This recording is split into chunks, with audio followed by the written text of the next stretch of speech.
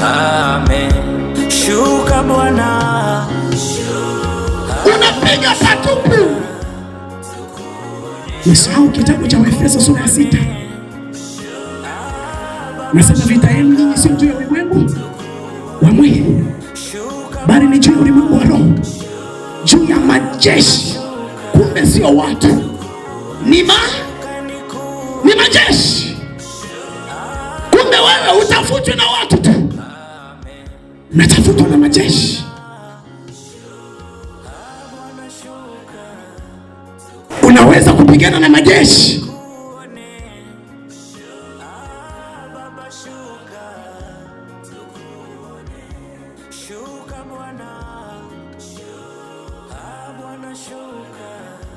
Bwana asifiwe tena.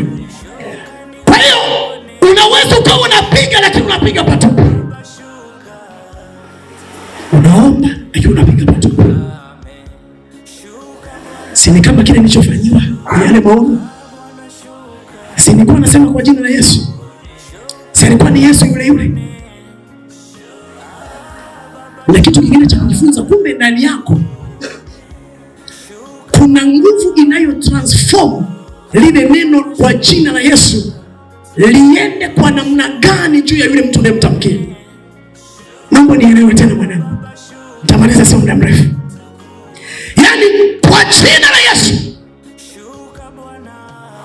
kuna nguvu inayo transform, inaliunda hilo neno na inalitengeneza kuwa kama moto, ili wakati unapotupa liende kwa muhusika na power ya namna gani.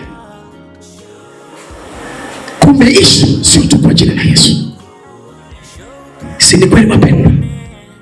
Si ni kweli wacha Mungu? Uamshe katika ulimwengu wa roho. Ni kweli naimba, lakini wakati napoimba, je, nguvu ya Mungu imo kama zamani? Ni kweli nahubiri, kuna nguvu ya yale mahubiri kama zamani?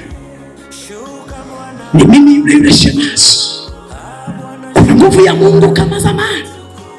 Kuna flow na isikia au nina stuck? Ninapigwa au ninapiga? Mungu atusaidie. Ninawaweza au nawezwa? Mungu atusaidie tena.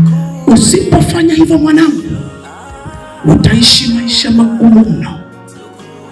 Utauona wokovu ni mbaya mno, maana watu wa mataifa wasiomjua Kristo wakitaka kufanikiwa wanajua wafanye nini ili wafanikiwe. Si ni kweli? Sikuna mahali wanakwenda, sikuna maelekezo wanapewa.